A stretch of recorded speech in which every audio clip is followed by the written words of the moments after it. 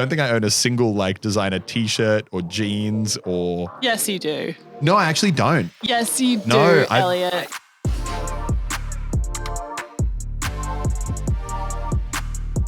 What's going on, everybody? Welcome back to Watchtime, your weekly deep dive into the internet and things that are going on around the place. I am Elliot. I am a YouTuber with over 9 million subscribers. I'm here with my sister Grace, who is CEO of Click Management, who manages some of the biggest YouTubers in the world. And today, we're here to talk about a couple interesting topics. Number one, which I just wanted to go into briefly at the start, is the Fortnite Ariana Grande concert has now taken place and kind of what we all thought of that. I don't know if you've watched it yet. And then also we wanted to do a very heavily requested topic, which kind of came up a little bit in the news this week indirectly, which is YouTubers. How much do they earn? Because people seem obsessed with it. But first of all, how was your week? My week was good. It was really good, actually. With the whole Ariana Grande concert thing, that was kind of the main part of my week because, again, still in lockdown, so work's all I have. I had a meeting with YouTube yesterday. I don't even know if I've told you this yet, but I had a meeting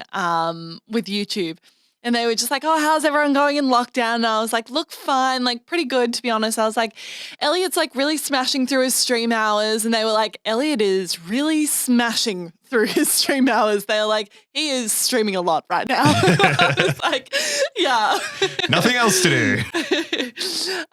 Your housemate also arrived home last night. I have a housemate again, which is actually so much better during lockdown because, my God, living alone, you go a little bit crazy. I know. I heard the news and I was like, thank God, because honestly, you need it. Yeah, definitely need like another human to bounce things off just to like check that you're still in reality. I'm fully vaxxed as of this morning. And I haven't even managed to get a single shot yet because Australia's vaccine rollout is messed. I actually went through the whole form on the government website the other day and it was like, yep, sorry.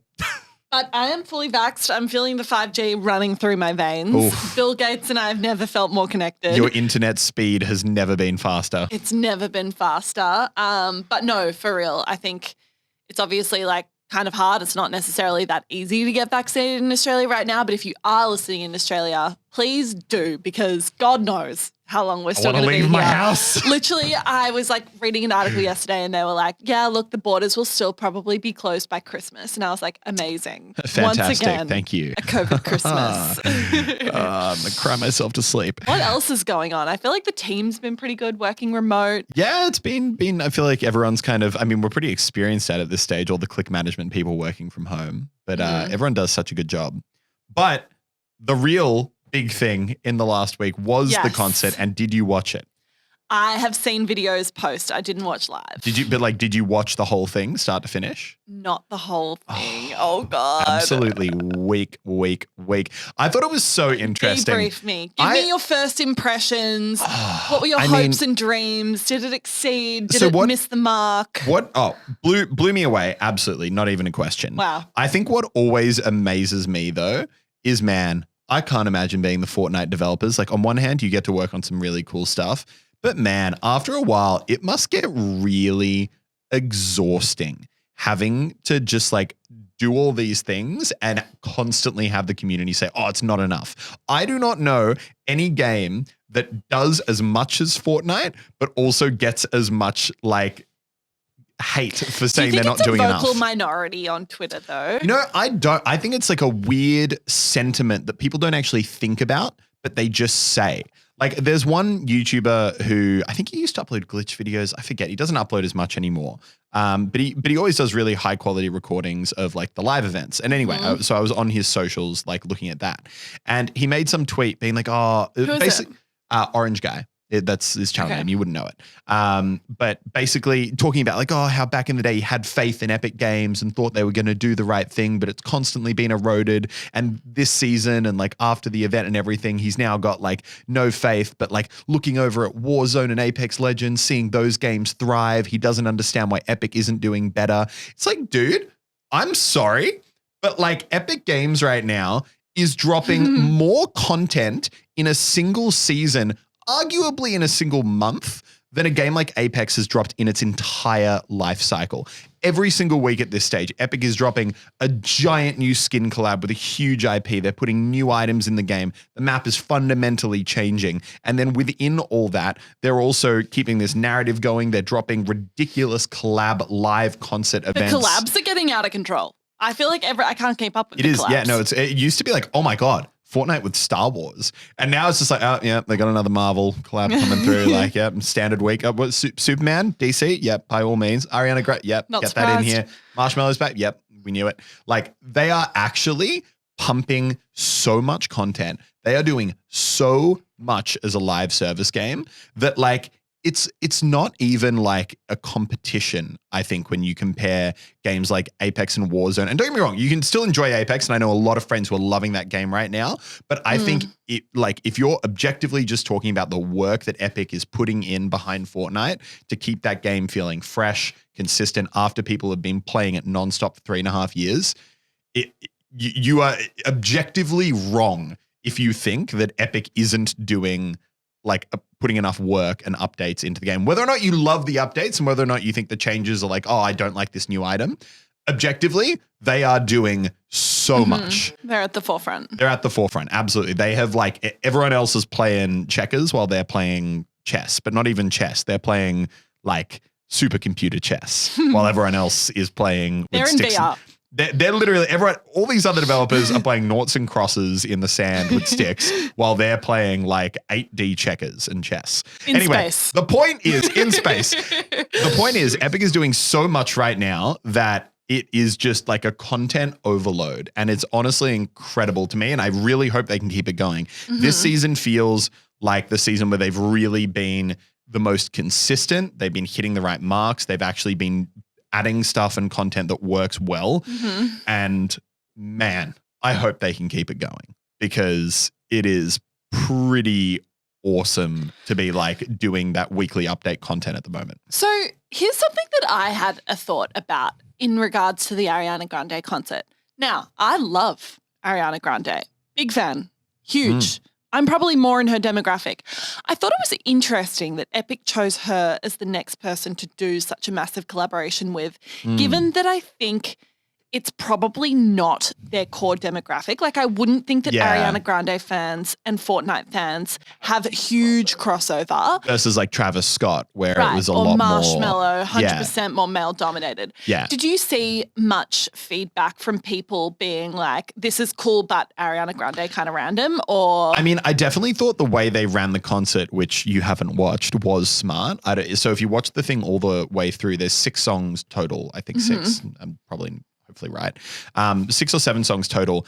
And so the first half of the concert was actually kind of like, it was like Juice WRLD Marshmallow. Right. It was like these kind of like this like rock action song where you're like flying around in a plane, fighting a giant monster. And then the last half was Ariana Grande. So I think it was good that they did kind of, I think, understand that not everyone just wants to listen to Ariana talk about how, you know, her love life is so intense and like she's falling in love with someone.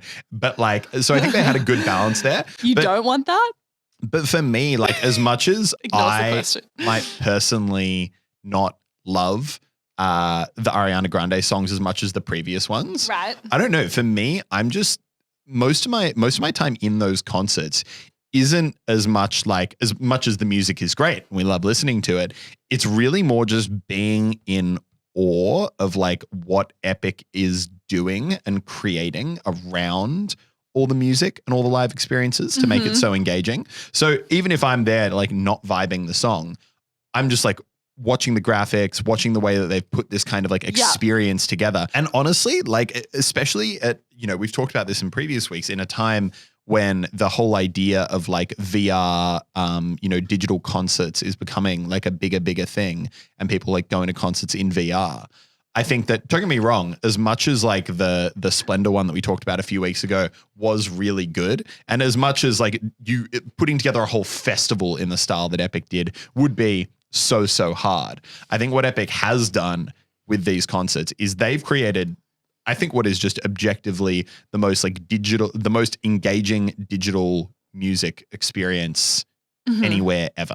And I think that's really, really cool. So as much as I think it was quite narrow-minded, a lot of people after the concert came out, they're like, oh, Travis Scott was better. Like, I like the music better. It's like, yeah, you like the music better, but like look a little bit deeper. This is Epic showing what they can do. This is still flexing Epic. their skills. This is still Epic in that early stage of going where they want to go, which is this metaverse thing. And then being able to show how they can bring other media into their universe and make it such an awesome, engaging experience. That's kind of the whole thing they're doing here. This is the demo. This is the test run. It's only going to get crazier. So what do you think is the main differences you've seen from like the first time that we saw Epic dabble in like a concert experience, which I think was Marshmello, right? Yeah. And then they went to Travis Scott, and then they had one other one, the Spanish speaking guy, and then now Ariana. What do you see as like the development? Yeah, I mean, the main ones are definitely Marshmello, Travis Scott, and the Ariana Grande one. But the thing is, like, it's so hard to compare either of them because they're not just like step ups between each one. It's like a whole different thing. Epic's like revolutionized it every time. The first one was literally just a single Marshmello character standing on a stage with like his music going and like effectively like the YouTube music videos on a screen behind him. Yeah. With like some cool like effects and bouncy stuff. But it was very, very basic. Travis Scott was like this huge immersive experience with a whole map turned into like things happening around you and a giant Travis Scott. That was really cool. But I think what they did with this concert was just like, in the Travis Scott one, as cool as it was, they really like changed the whole map and everything around you was part of the concert. At the end of the day, for the entire time, you were still your Fortnite character standing there surrounded by whatever's going on. Yeah. In the Ariana Grande one, every scene was just like an entirely different like experience, not only for like you're in a different world for each song. They'd like custom built worlds for each song. What you're actually doing in that world was unique. So sometimes you're like bouncing around this like low gravity area. Next one, you're like surfing down this like slime slide. Then you're a unicorn flying through the sky. Then you're in this plane battling a giant storm monster. And each one fit the music so well. But they've really now created like, these unique experiences for each song. And they built whole worlds and whole concepts around each one. So I don't know. I think it's just such a big leg up between each concert. It's really hard to even compare them because they're not even really. Where do you think they take it from here? I always wonder that, right? Like if you asked me that after Travis Scott, I was like, that's a hard one to beat. That's a hard one to beat. And then they did. And again, I know people are going to say, I didn't like the music in this one more. In terms of what they did, technically speaking, this was another level.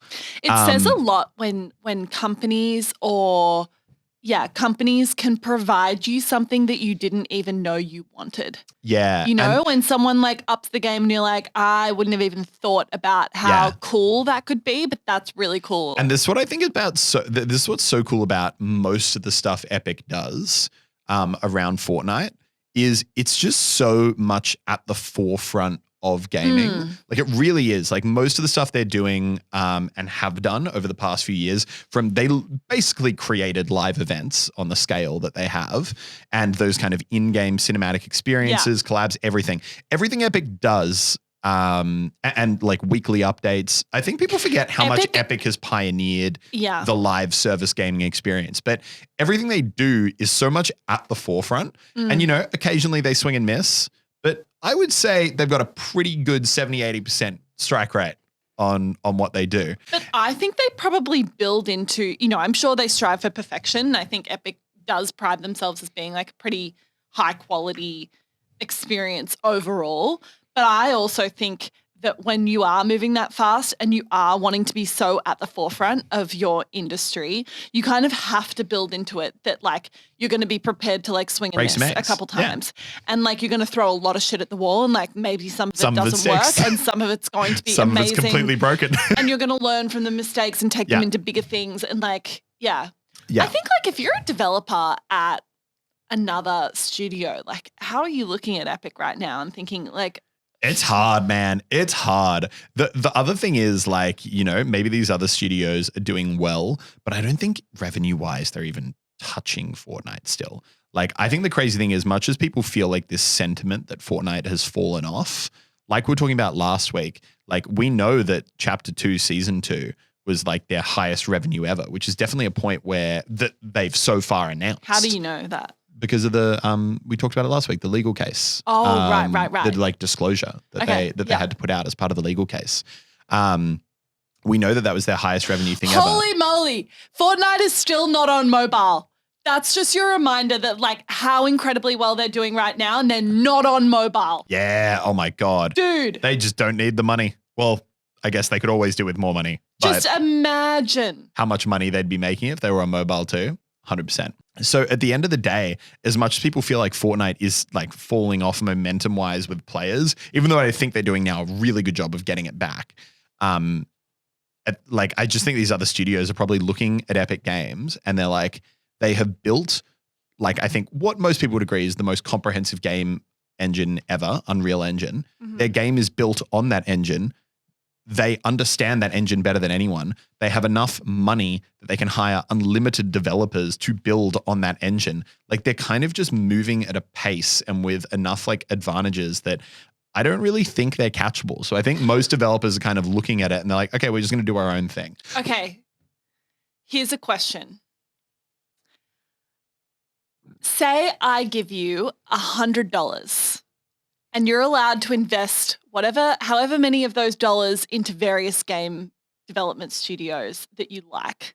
Who are you betting on and how much money are you putting in? It's 100 on Epic. You're putting 100 on Epic? Yeah, I put it all on Epic. Really? Absolutely. None on Activision Blizzard? I love... None on EA? None on Newbie?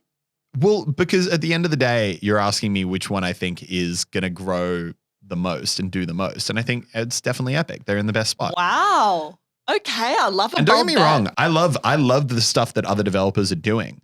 I just think, again, they're playing checkers, Epic's playing chess. You know, like Epic's just moving so much faster and with so much like bigger strides than any of these other developers. And I think that there is some weird like niche things, like for example, Roblox, where Roblox itself wasn't, you know, there's a lot of games where it's not so much like unique credit to the developer in terms of their long-term vision. Mm-hmm. Like Notch with Minecraft had an incredible idea with Minecraft, but he said it himself and his later projects that he, you know, dabbled in after that proved it. He was like, yeah, Minecraft's a one-hit wonder. Like that's my thing. Like I'm never going to have an idea that good ever. Honestly, like hard to top. Yeah. Whereas you've really set the bar high for yourself early on. I just think Epic's got a lot of things going for it. I really like what they're doing. I like their vision. I like their overall goals. I think they've got the money. They've got the technology. Okay. Here's part 2 to my question. Yes. Who are you shorting? Ooh, that is an interesting one. I don't know. I don't know if I would short bet against a developer at the moment. Like I think every developer's kind of got their own thing going on. I do think, and don't get me wrong, I could be so wrong here because I feel like sometimes I don't fully understand niches of gaming that I don't personally engage with. Mm-hmm. But I think that Activision's doing a pretty good job. I think they're going through a definite tough phase right now. Honestly, if I was shorting anyone, I'd probably short Blizzard, which I couldn't imagine myself saying 3 or 4 years ago. I couldn't imagine you saying 6 months ago. But I've heard Overwatch 2 is getting delayed, and I think they're delaying an IP that isn't like it's when it comes out, it's going to be amazing. I think it's going to be kind of, it'll be fun. I just don't think it's going to like take over the gaming industry. Mm-hmm. Their Warcraft is falling off.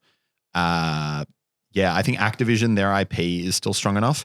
Call of Duty is always Call of Duty, and Call of Duty will print money. But I think Blizzard's in a tough spot right now. I think they might make a lot of money from the Diablo mobile thing that's coming out. But I think if you look at the state of most of their franchises, Hearthstone's ticking along, but you don't really see it gaining a ton of momentum. Overwatch is definitely going down fast. The only thing coming out for it is Overwatch 2, and that's apparently now 2 years away, and it doesn't even look like it's going to do much. I don't know. I think Blizzard's in a tough spot. And I really hope they can turn it around. Interesting. Yeah. All right. But I feel like that's enough on the state of technology and who's doing what crazy stuff in the gaming industry. Please tell us if you agree and disagree with that. I actually love to know people's thoughts. I'm not saying that people had to enjoy the event. I'm saying you had to respect the event. Yes. That's my difference. And tell us if you agree or disagree with betting all in on Epic and who you'd be shorting. Big thing that we wanted to talk about today, though, which kind of came in through a weird avenue, but it was this whole Messi, who, you know, obviously the soccer player, and the fact that like his salary was like something crazy, like 120 million a year, something obscene. What do you even do with that amount of money? Imagine waking up every day and being like, I have to spend $300,000 today. I need to do it. I think that's probably not the mindset. That's the mindset I live. I'd never make it to training. They'd be like, why aren't you at training? I'm like, I've still got 250 grand that I have to spend today. It's really hard. That's a hard amount of money to spend. Well, I don't think you have to spend it. Maybe he's saving the world. Easy though. How many Ferraris does he have? Yeah, there was a lot of kind of, I guess, conversation happening out in the world about like these crazy soccer player salaries. Because ultimately the reason, even though he said he'd take a pay cut to stay with the team, it was just he was so expensive and all the other players on the team. He's the second most highly paid athlete in the world, right? Yeah, I believe so. After Conor McGregor is ahead of Messi, but like, because he sold a company, which is like a once-off. I'm not paying it. Messi's basically the highest paid in the world. Look, long story short, suddenly a lot of people talking about the salaries of soccer players. And we thought it could be an interesting tie-in to talk a little bit about the revenue that YouTubers make and can make, because I feel like it's always a weird one to me. There's so much speculation and so many questions about how much YouTubers make. Why do you think that is? I mean, because I think if you go to schools, it is the job that the vast majority of kids say that they would like to do. So it's naturally it is such a popular kind of job, and people would love to know how much that job makes. But also, obviously, a large part of YouTube and social media generally is the lifestyle aspect. And a lot of YouTubers are out there driving their McLarens and living in a mansion and, you know, doing X, Y, and Z, wearing their Gucci as I'm in a $20 basic black shirt. And you haven't had a haircut in 2 months. I haven't had a haircut in 2 months. Thanks, government. Open up the hairdressers. But also because how much like the kind of flex money lifestyle is a part of a lot of YouTubers' brand. Right. And then you've also got people like I just feel like money and YouTube are so outwardly intertwined, because like think of channels like Mr. Beast, where the money is like a huge part of like it. These are real people. They feel like real people rather than like traditional celebrities. Why does this 18-year-old have a McLaren? You can see them living these crazy lifestyles, and I feel as though like TikTok culture in the last year and a half has like 100% contributed to that. Yeah.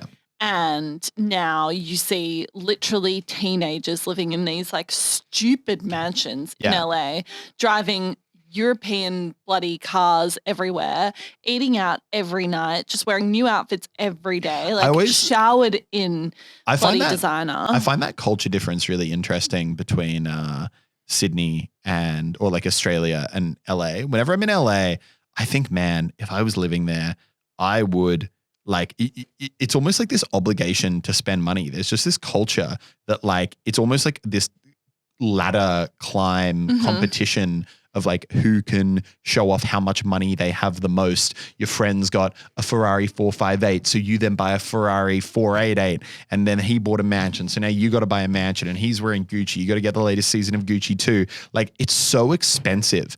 Versus like in Australia, don't get me wrong, like sure, like YouTubers will like live comfortably. Like, you know, if you're a YouTuber and you're doing well, you can live comfortably. You can have a couple of nice things. But I feel like you really don't show it outwardly nearly as much. It's not as much at the forefront of your brand. And then also, like, I don't know, like me, for example, I don't even own a car. I Uber everywhere. Yeah. Like most people, and you know, like in terms of like designer clothes, like, yeah, I'll have like a couple of nice jackets, but like I don't think I own a single like designer t-shirt or jeans or. Yes, you do. No, I actually don't. Yes, you do, Elliot. I had 3 years ago and now they're gone. Bro, I see you wear a Givenchy t-shirt like 3 times a week. Oh, I do have one left. I have one left. It's the same shirt. It's the same shirt. Like, I'm just one of the people. I've never made $1 in my life. Okay, all right, Shane Dawson, I do. pack it up. I have one good t-shirt. That's true. But it's now completely ruined because I wear it all the time because it's just comfy. But yeah, anyway, the culture difference, super interesting. But YouTubers, revenue streams. And I don't know exactly where we wanted to start on this topic, but I thought it could be interesting. The first thing I want to say is it's not all what it looks like sometimes. I think not everything is as it seems. And I would like to preface this, and maybe it's definitely touching on the TikTok thing more than YouTube. I think, especially in LA, my perception is that there is a huge pressure to show that you're living a life that you might not actually be living. And I think pretty much all my YouTuber friends I know in Australia, the big focus for them is saving. Like you might spend a small percentage of your paycheck on whatever. But at the end of the day, you're like, okay, I'm probably not going to be doing YouTube forever. This is a really unique chance to set myself up in a good way. I'm going to be responsible. Versus when I am in LA, don't get me wrong, some people who would be making so much that they can do that and also save. But man, I get the sense of a lot of people I know that they are running it hard. They're running it hard. So the savings are not going as much up, but their garage is filling up quite quickly with different cars. On leased cars on 8% finance. Yeah. And I think it's like they might be wearing the coolest shit that they got sent for free, by the way, but nobody's paying the rent with free clothes.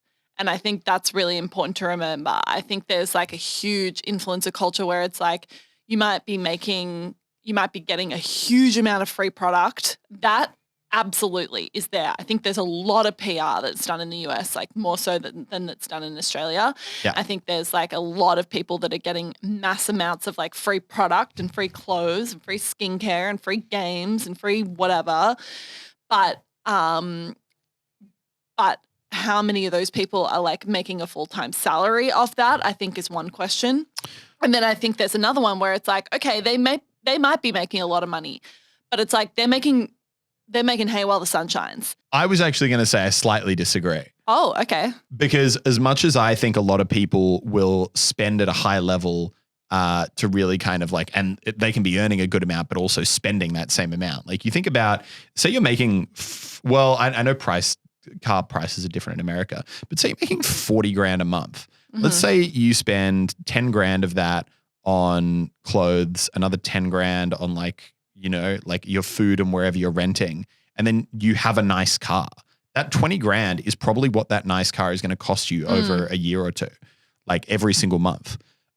So like my thing that I think with a lot of YouTubers is they're making huge amounts of money, but they're also spending it quite fast. Okay. So yes, YouTube ad revenue or Twitch ad revenue, absolutely. The creators are getting paid from that. I think that's also really important to distinguish other than creators that might be making their primary content on Instagram or TikTok. Yeah. If you're on Instagram or TikTok, the only way you're making money right now is basically through brand deals. So if you're on YouTube, you're getting paid from the ad revenue. It might not look like a brand deal. You're just getting paid based on how many views you're getting. So I think that's a really important distinguishing one as well, which is why I always encourage creators to diversify. And like if you can start to make money on YouTube and develop an audience there, it is way easier to monetize that than Instagram and TikTok. When it comes to YouTube revenue, for those people who do have YouTube channels, the spread on what you earn on your views is so broad. Like it is quite crazy and can actually lead to a lot of, I think that's a lot of the time why you see a lot of creators get quite angry at the YouTube platform.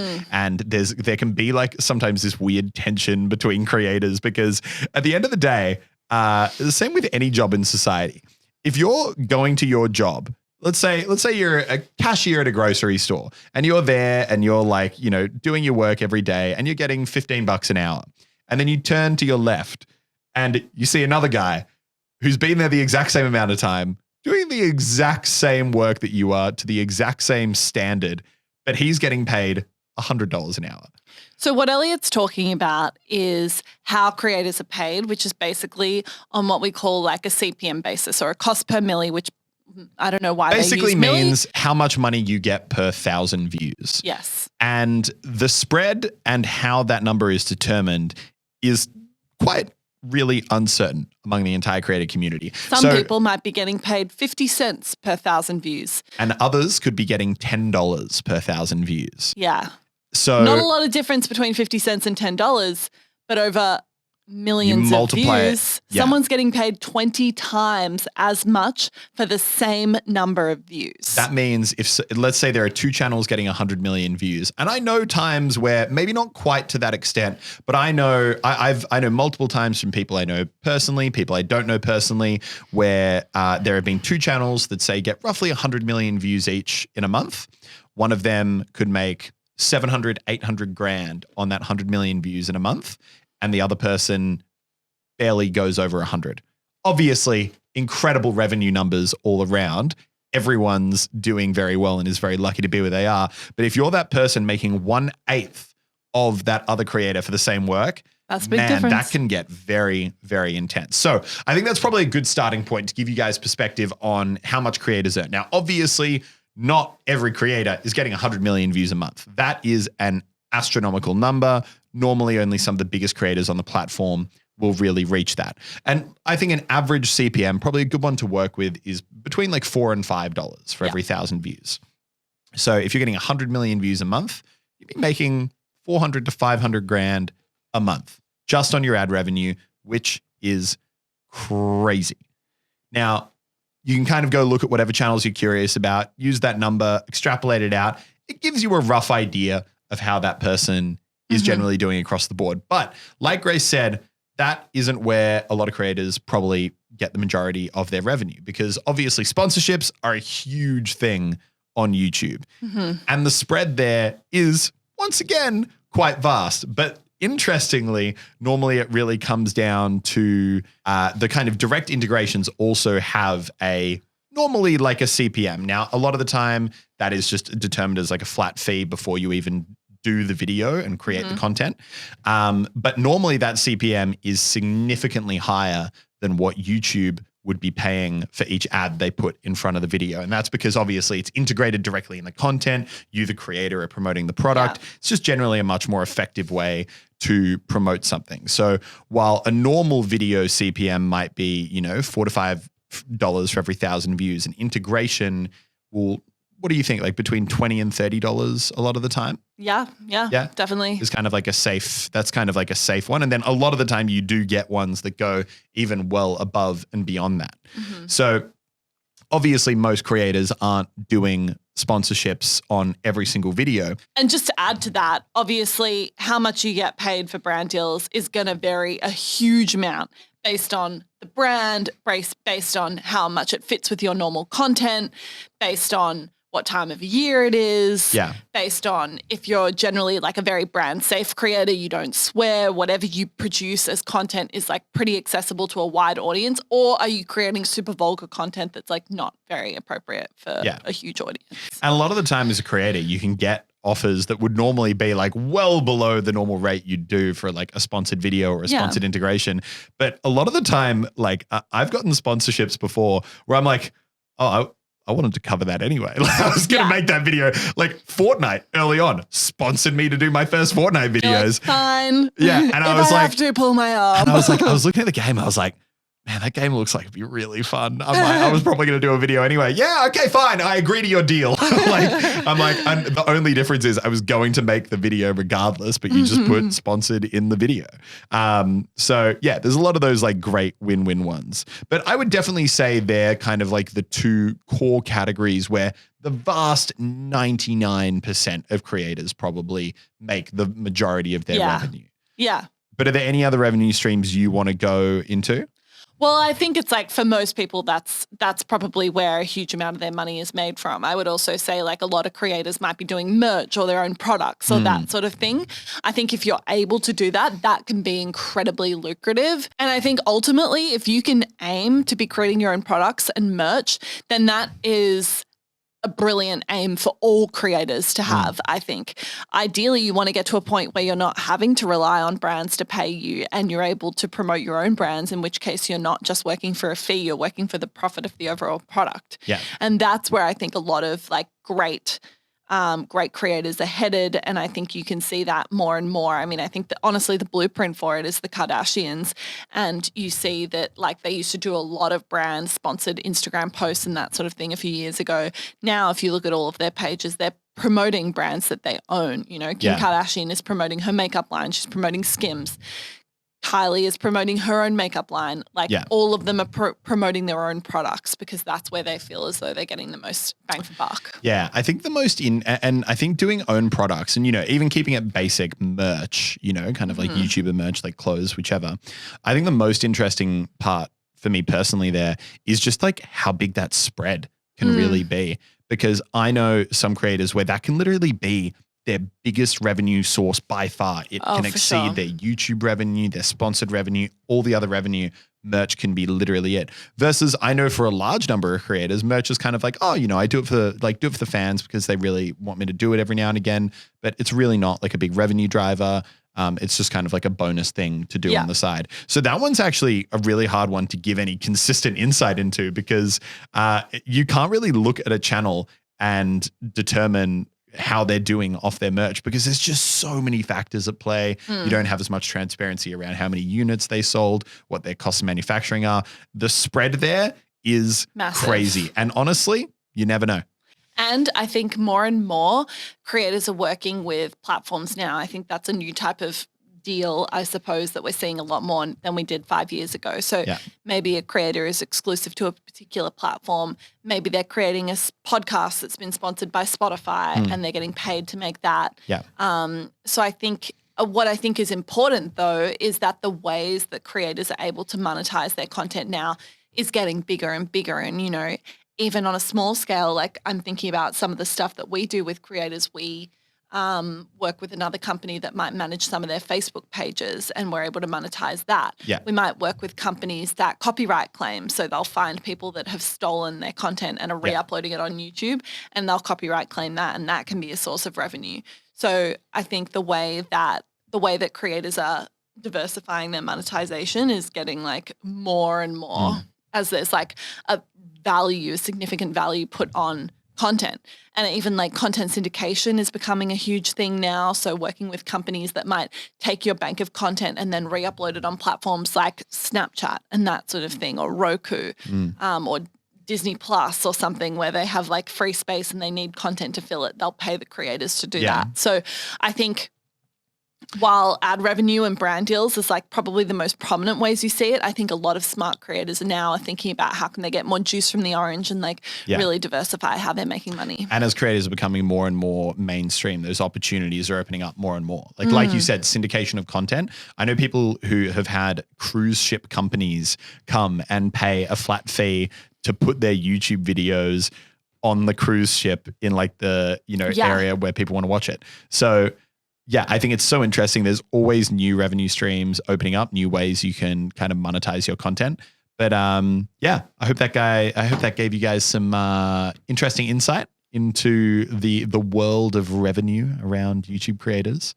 It's definitely a interesting, not messy topic, but it's a topic with no clear answers, which I guess comes back to your original question of why people are so curious, because it is in a lot of ways a mystery. You just don't know. And we didn't even really touch on demonetization, which is where you might be having a shitload of views and you just might not be able to monetize your video because for whatever reason YouTube has deemed your content not appropriate for advertisers. Maybe you're uploading stuff that's unsafe or that is super vulgar or is racist or something like that, which hopefully you're not. Don't do that. But in which case you could be getting all the views in the world and let me tell you, you're not making $1. Yeah. Even the length of content is significantly impacting things. Like David Dobrik, I think, basically makes no money from his YouTube channel, and all of it, he would be a creator. Man, does SeatGeek line his pockets, or they did line his pockets. Yeah, how's he going? Good. His content's popular again. I think people are kind of over being angry, and now they just like the videos. Internet, it is what it is. It is what it is. But guys, if there's any other topics you want us to cover next week, let us know in the comments down below or leave a rating on the podcast as well. Tweet it at us, Instagram it at us. We've all got socials. A lot of ways to get in contact. I had lots of people message me actually after last week when I said message me. So thank you. I spoke to quite a few people this week. She's lonely in lockdown, so she just needs someone to talk to. Yeah, you can message me anytime, guys. I'm here. I promise you. Anytime. Someone call me, please. I just need to talk. All right. Guys, thank you so much for watching this week's episode of Watchtime, and we will see you next week. Bye-bye.